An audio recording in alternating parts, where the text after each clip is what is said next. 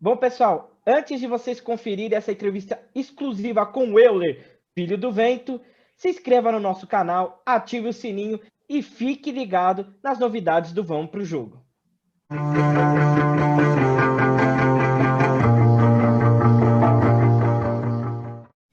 Nosso entrevistado de hoje começou no América Mineiro, onde ganhou o Campeonato Mineiro e o Campeonato Brasileiro da Série C de 2009, ano em que eu tive o privilégio de entrevistá-lo, já que ele jogou contra o meu Guaratinguetá. Fui campeão também pelo Atlético Mineiro, pelo Palmeiras, pelo São Paulo, pelo Vasco e pelo São Caetano. Após um gol pelo América Mineiro, ele ganhou o apelido de Filho do Vento. O Vamos Pro Jogo recebe hoje Euler. Euler, muito obrigada, viu, por ter aceito o convite para conversar com a gente. Como o Vinícius já disse antes aí da nossa gravação, nós gostamos de futebol porque vimos a sua geração jogar, né? E que geração maravilhosa foi essa. Seja bem-vinda. Olá a todos, Carol, Vinícius, Samuel, um prazer poder estar aqui com vocês. Realmente, anos 80, anos 90 foi um tempo no futebol que deixou saudades, deixou história no futebol e que vai ser relembrado aí acho que para sempre, porque gerações igual dessa época, dificilmente nós vamos ver dentro de campo. Clássicos marcantes, viradas espetaculares, goleadas, isso aí acredito eu que dificilmente teremos novamente. Ô, Euler, para quem assistia, a gente é meio... Fala que o futebol era diferente, né? Era mais legal. Para quem jogava também era diferente? Sim, muito diferente. Muito diferente. Você tinha muito mais prazer em jogar o futebol do que hoje. Hoje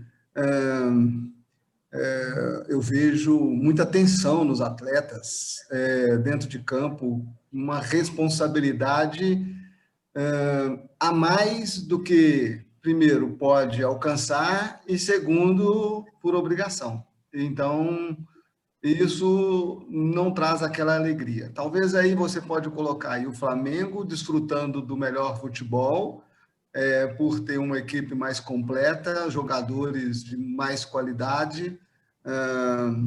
O Palmeiras também esteja um pouco desfrutando, mas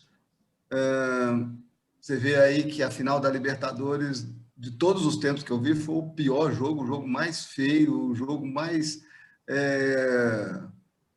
terrível de se ver, que foi essa final de Libertadores.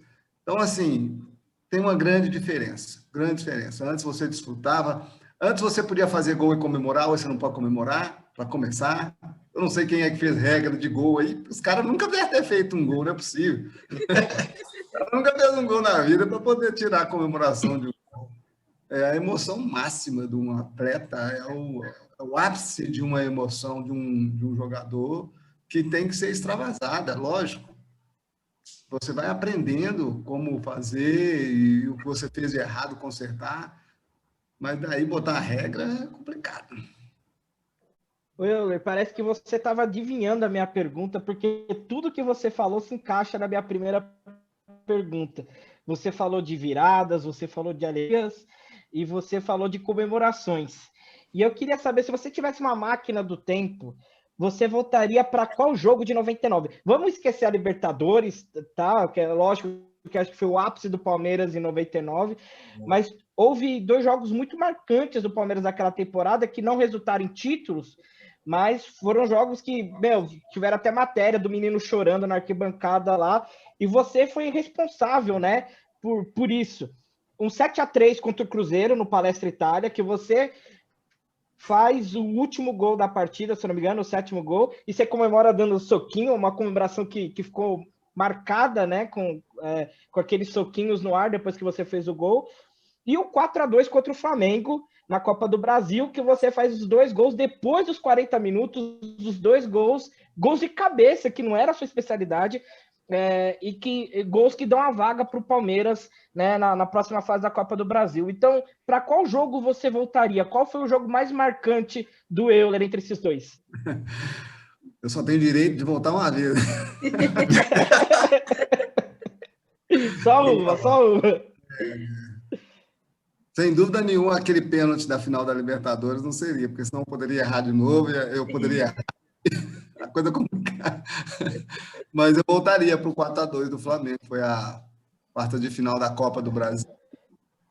Um jogo assim espetacular, foi marcante, um jogo que virou uma virada histórica no futebol brasileiro, né? É um jogo que virou vídeo motivacional. Hoje muitos usam esse jogo como instrução para empresas, para times, para os garotos de escolinha, enfim. E eu fui o protagonista de 2 gols de cabeça. A prova maior aí que foi Deus que está no negócio aí, viu, senhor? Porque eu, com esse tamanho, fazer 2 gols de cabeça é a prova da existência de Deus. Mas esse jogo marcante, a figura do Enzo na arquibancada, um jogo que antecedia a importância do jogo contra o River Plate, na Libertadores, que a gente tinha que passar, então nos deu muito mais confiança, trouxe a nós mais energia para a sequência da Libertadores. Então, 4-2, essa virada foi espetacular. Euler, minha pergunta, eu sou São Paulino, então eu vou trazer o Euler para a época do São Paulo, né? São Paulo está passando a grande fase, naquela época, assim, era um momento maravilhoso. E você chegou na Libertadores de 94, você jogou a Libertadores de 94, e eu queria saber como é que foi aquela final, né? Porque todo mundo já meio que esperava o tricampeonato do São Paulo e não aconteceu no Morumbi, numa decisão de pênaltis. Você chegou a bater pênalti. E como é que foi a emoção daquele dia e toda a frustração por não ter conquistado o título? Então, Samuel, São Paulo para mim é marcante, porque é aquilo que a gente estava falando aqui, dessa década de 90 aí, que todos os clubes que você ia jogar contra, parecia que você estava jogando contra a seleção, né? E a minha estreia na Libertadores do São Paulo foi contra o Palmeiras. Nós ganhamos de 2-1, né? Aliás, primeiro jogo, o empate 0-0, depois nós ganhamos 2-1, eu fiz os 2 gols, aquele jogo marcante, fomos à final, essa final totalmente corrompida pela arbitragem, né? E chegamos aí até as cobranças de pênalti. Infelizmente o Palinha errou, todos nós outros acertamos, né? Eu bati sim, fiz o gol e terminou com o Chilavé batendo e fazendo. Então, assim, para mim é marcante pelo tudo que aconteceu. O Tele foi não só um treinador para mim, mas um pai, dentro e fora de campo, e devo a muitas pessoas. O futebol você não vence sozinho, você vence porque alguém te ajudou, e o Tele Santana foi uma dessas pessoas, e o São Paulo abriu as portas para mim e realizar um sonho que era quando saí do América para ir para o São Paulo. E você chegar à final, pena que não conseguimos o título, pena, né? Tinha acabado de conquistar a Recopa lá no Japão e queríamos muito ter voltado para novamente disputar a Libertadores, mas infelizmente não conseguimos. O Mundial, né? Jogar o Mundial. Ô, Euler, a gente tem uma pessoa que acompanha o Vamos para o Jogo, que é o Marcelo Barreto, e ele me mandou uma pergunta para você. Fala, pessoal do Vamos para o Jogo, tudo bem com vocês? Antes de mais nada, eu queria agradecer a todos pelo convite, pela oportunidade de estar participando do programa de hoje, um programa que, para mim, como vascaíno, é muito especial, porque tem a presença de um cara que, na minha opinião, foi um dos maiores atacantes da história do Vasco, um dos melhores que eu vi jogar, com certeza está na minha galeria de ídolos aí do Vascão. E eu quero te dizer, Euler, que você não fez só você não me trouxe apenas, você não trouxe apenas alegrias a mim, mas a milhões de vascaínos espalhados por esse mundo. E eu aproveito para dizer também que aquele ano de 2000 foi inesquecível e, sem dúvida nenhuma, foi um dos melhores da minha vida. Eu te agradeço muito por isso, de coração. Mas Eu queria que você contasse aí para o pessoal do Vamos Pro Jogo um episódio curioso que ocorreu durante a sua passagem de, vamos colocar aí, 2 anos e meio pelo Vasco, que foi a demissão do Oswaldo de Oliveira e a contratação do Joel Santana na véspera do terceiro jogo da final da Mercosul contra o Palmeiras.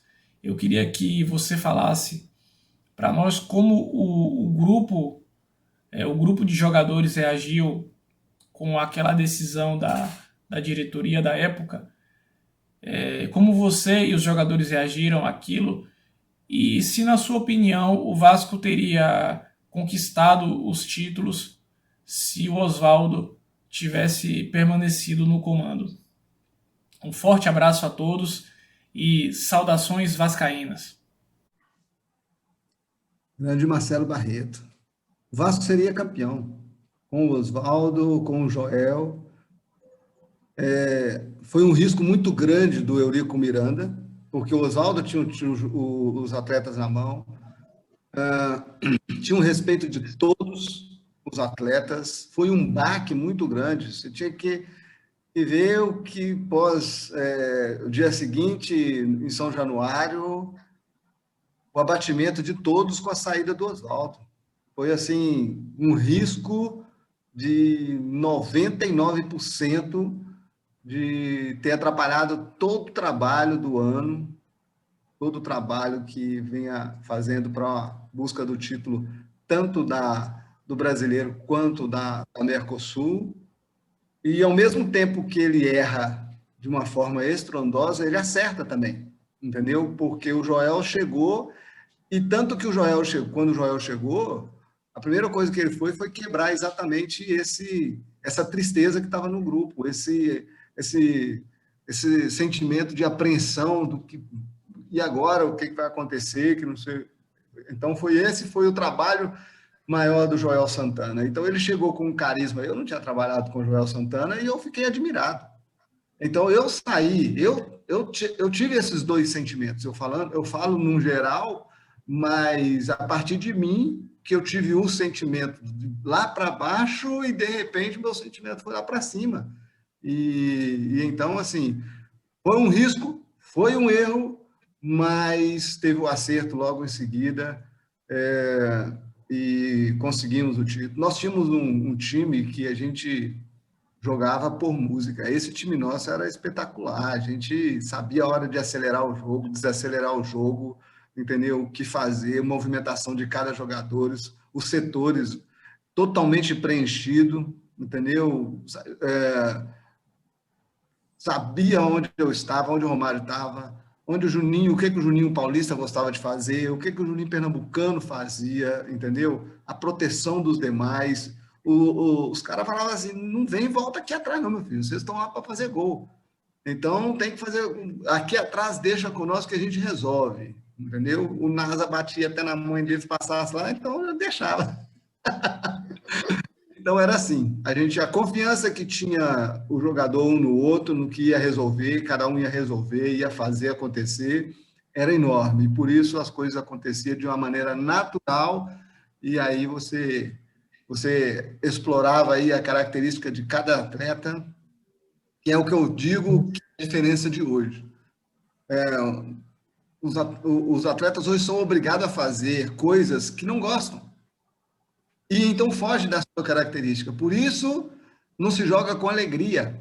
E muitas vezes não se rende. Então, naquela época, não. Naquela época, era algo... Eu, por exemplo, meu negócio era correr, era velocidade, era fazer a bola chegar nos pés do Romário, receber lançamentos. Recebia lançamento do Elton com a mão. Então, era assim. Era uma equipe que sabia o que fazia. Então, ao mesmo tempo que o Eurico Miranda errou, ele acertou. Ô, Euler, eu queria agora ir lá para 2009. E daí uma pergunta muito pessoal minha, de saber que lembranças que você tem dessa conquista do América, porque foi uma semifinal decidida nos pênaltis, né? Na casa de vocês. 7-6, se eu não estou enganada. Um jogador do Guará perde o pênalti, depois, se eu não estou enganada, também o Moisés faz o último e vocês vão para a final. Depois vocês se consagram aí campeões da Série C de 2009. Que lembranças que você tem dessa conquista? Então, eu tenho muitas lembranças, porque essa volta para mim para o América foi uma volta estratégica de encerramento de carreira e que eu voltava para poder ajudar o América a retornar à elite do futebol brasileiro. E eu fiz isso acontecer fora de campo e dentro de campo. Eu não pensava duas vezes em ajudar o América a voltar novamente ao cenário que ele nunca deveria ter saído. E tudo começou num campeonato de Série B do Campeonato Mineiro, para a Série D do Brasileiro, a Série C, onde enfrentamos, em 2009, jogamos contra vocês, e 2 jogos extremamente parelhos, iguais, entendeu? Onde qualquer um dos dois poderiam classificar, tanto que isso foi para os pênaltis, e até mesmo nos pênaltis estava igual, né? Aí era questão mesmo de erro, ou talvez mais erro de um jogador do que acerto do goleiro, porque os pênaltis é isso, e fomos aí, realmente conseguimos a classificação.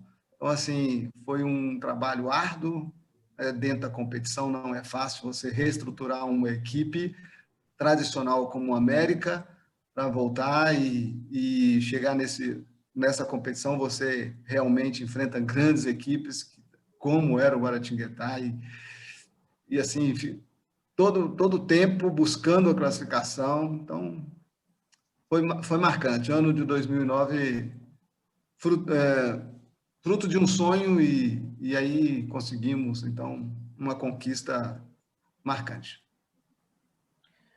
Euler, na minha primeira pergunta eu falei aí de, né, 2 jogos marcantes, né, principalmente para você, dentro do Palmeiras, defendendo as cores do Palmeiras, mas em 2000 você participou de outro jogo marcante, de uma virada marcante, no mesmo Palestra Itália, jogando pelo Vasco contra o Palmeiras na final da Copa Mercosul, né?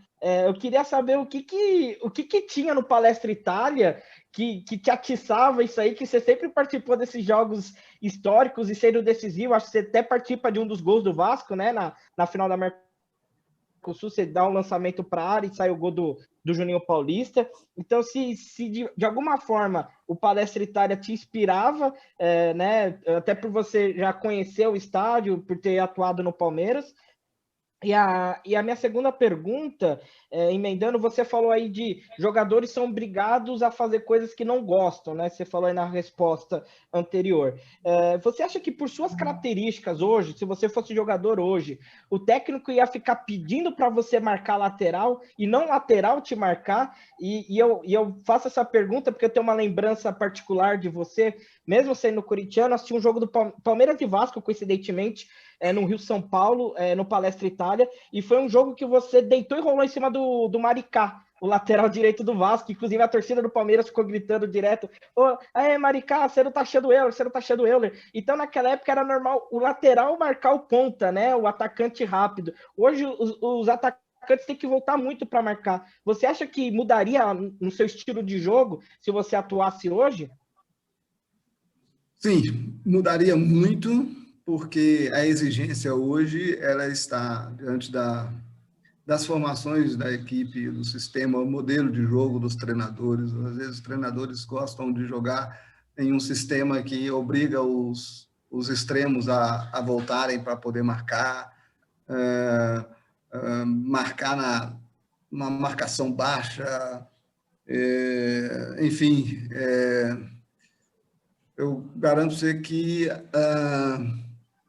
é difícil falar, mas acho que eu não ia gostar desse futebol de hoje, jogar esse futebol de hoje, né? Eu que experimentei futebol de antes, De fora eu já vejo chatice, lá dentro ia ser pior, né? É aquilo que eu falei, antes o zagueiro lá falava assim, não volta, eu já tomei cocão do Júnior Baiano, porque voltei lá atrás para poder marcar jogador, que eu tinha que estar lá na frente. Porque eles olhavam da seguinte forma, eu vou recuperar a bola, e depois eu faço o que se você não está lá na frente para poder receber? Entendeu? Eu partia desse princípio. Hoje é o contrário, me ajuda a tirar a bola. Então, já traz para si que dificilmente ele vai conseguir a recuperação de uma bola, né? Ou seja, o próprio atleta se baixa muito, né? E então, assim, acho meio difícil, mas lógico que tudo é questão de adaptação, né? Então, se isso fosse trabalhar desde a categoria de base, você já chegaria lá na frente, lá em cima, como está acontecendo hoje, com essa mentalidade. Enfim, a primeira pergunta com respeito a essa questão de estádio traz alguma coisa, todos os estádios trazia para a gente. Depois que modernizou os estádios, acabou a emoção. Não temos mais o calor da torcida, aquela coisa de você... Não foi só a mudança do estádio, a mudança geral das regras, de você não poder comemorar um gol já é o suficiente, entendeu? De você poder não pular um negocinho lá na galera e sentir o calor do torcedor, entendeu? De você fazer algo que extravase, porque essa é a emoção, e você tem que segurar isso, é complicado, é difícil, é a emoção máxima. Mas, sim, nós dessa época, gostávamos de jogar com o estádio cheio, independente se era a favor ou contra, era estádio cheio. E você jogava com isso também. Vou dar um exemplo. Clássicos. Geralmente era... Você vê, até isso mudou, mas antigamente, os clássicos você tinha metade de uma torcida e metade do outro, de um lado e do outro. Então, você usava sempre o lado do seu torcedor, por exemplo, para uma entrada do adversário e você fazê-lo tomar um cartão. Entendeu? Ou fazer o juiz ficar na dúvida se foi ou não foi, na dúvida ele dá, porque você está do lado da torcida sua e, consequentemente, o juiz pode tender a marcar algo até mesmo que ele fique na dúvida. Então, tudo isso você tinha nessa época, nessa década, você utilizava tudo isso. E, no contrário, a mesma coisa, você tinha que ter cuidado para poder entrar, entendeu? No atleta, porque o outro lado vai gritar, a torcida, você pode tomar um cartão. Então, era algo assim diferente. É uma diferença enorme de hoje. Inclusive, nós estamos num momento delicado que nem torcida nos estádios tem, né? Então, assim, mas todos os estádios, independente do palestra, entendeu? Jogadores, eu, por exemplo, adorava clássico, entendeu? Quando se falava em clássico, aí eu me transformava. Sei bem, viu? E fico chateado com isso. Eu trabalhava o clássico. Era o Corinthians, é o Cruzeiro, é o Flamengo, é o São Paulo, é o Palmeiras, enfim. Você se transformava, todo atleta se transformava. Por isso que era outro jogo. Por isso que se falava que o clássico era um campeonato à parte. E, de fato, era. Euler, eu vou fazer também duas perguntinhas. A primeira é rápida. Palmeiras de 99 ou Vasco de 2000? E a segunda pergunta é como anda a carreira de técnico do professor Euler? Qual o estilo do professor Euler? O que ele pensa num futuro, vir treinar times aqui do futebol brasileiro? E como ele também enxerga esse mundo dos técnicos? Porque na Europa parece que funciona de um jeito e no Brasil faz 2 jogos, é mandado embora, não tem trabalho, não tem tempo de trabalho, não dá tempo para o treinador colocar o que ele acredita no futebol. Bom, entre Palmeiras de 99 e 2000, como um bom mineiro, eu fico com os dois.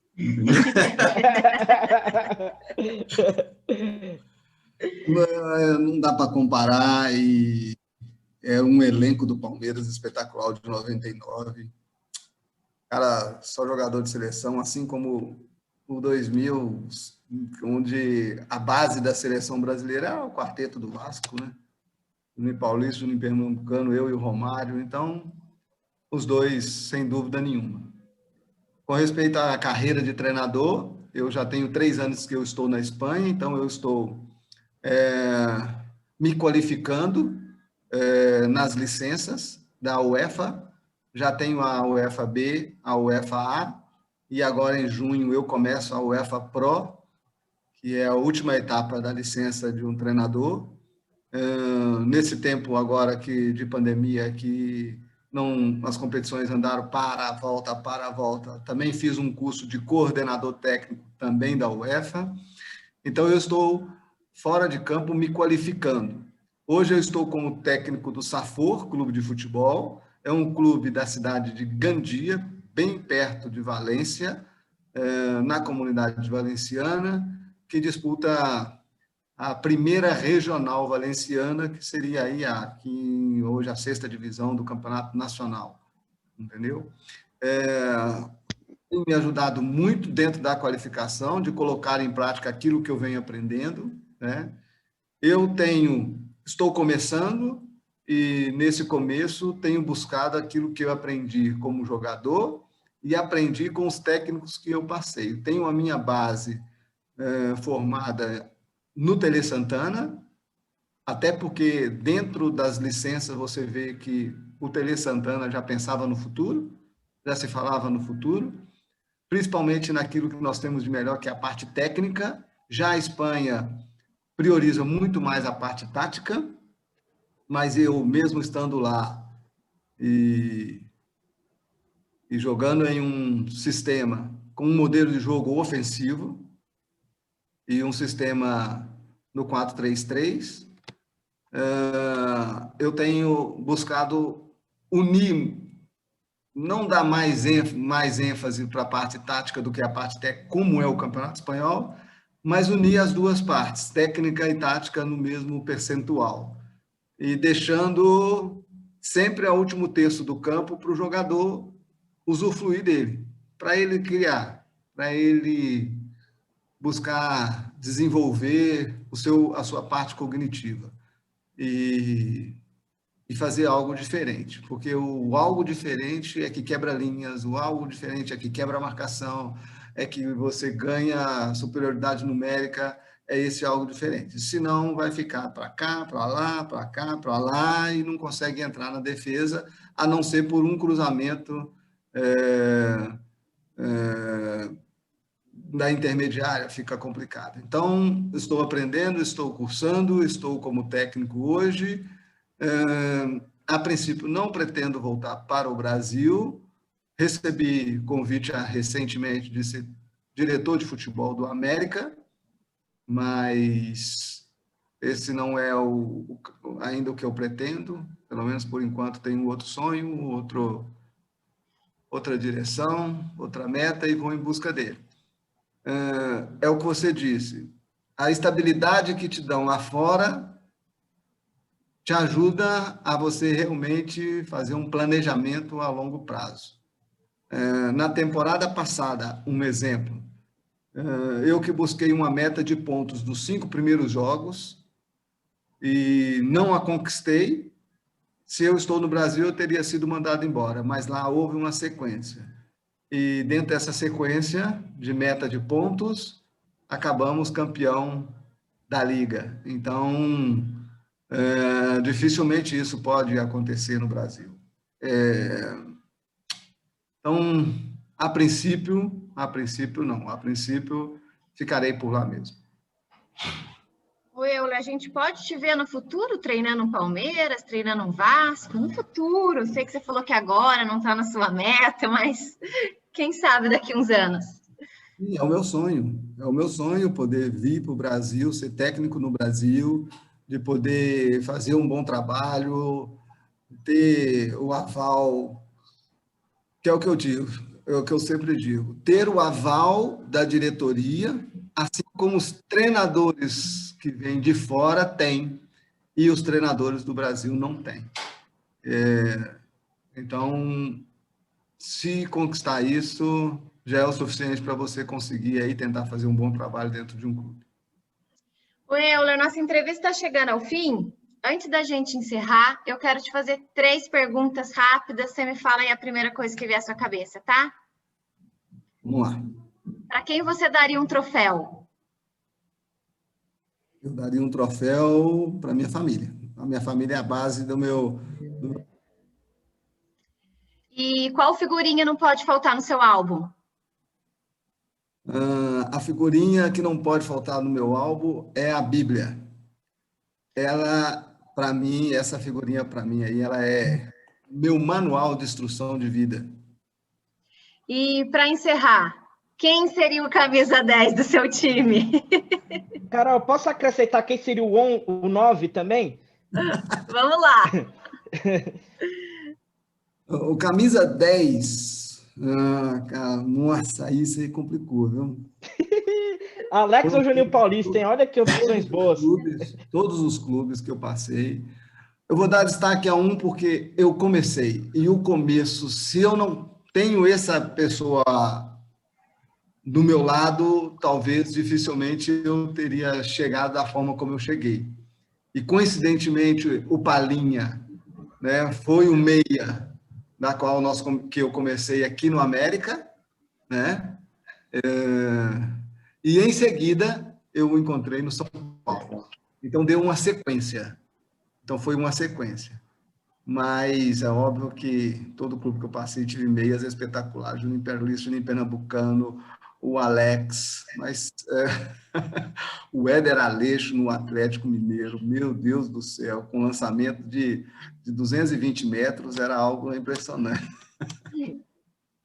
A bola dele ia e voltava. Algo impressionante. Então, se for para escolher um, eu vou escolher, por esse contexto, o Palinha. E o 9?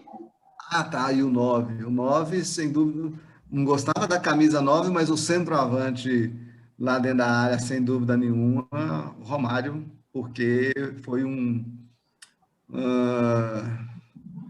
aposta minha, entendeu? Eu falei assim, eu recusei muitas coisas infinitamente melhores do que o do Vasco, abri mão de muitas situações para poder jogar ao lado dele.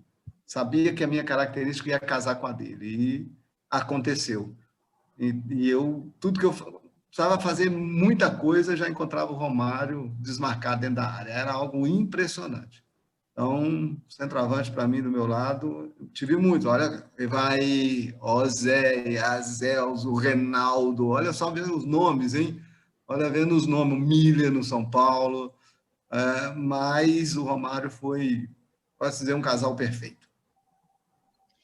Euler, muito obrigada mais uma vez por você ter aceito o convite. Você prometeu que ia nos atender e nos atendeu. Muito obrigada, viu? Saúde para você, para sua família e sucesso aí na carreira de técnico, que em breve a gente possa te ver aqui no Brasil treinando um grande clube e fazer história também como treinador, assim como foi como jogador. Muito obrigada.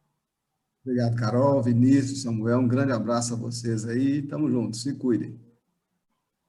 Bom, pessoal, essa foi a entrevista com o Euler. Se você é novo por aqui, se inscreva no canal, ative o sininho, deixa também um joinha no vídeo, porque toda segunda e toda quinta tem entrevista exclusiva. Samuel Nascimento, Vinícius Bacelar, até a próxima. Vamos pro jogo. Vamos pro jogo.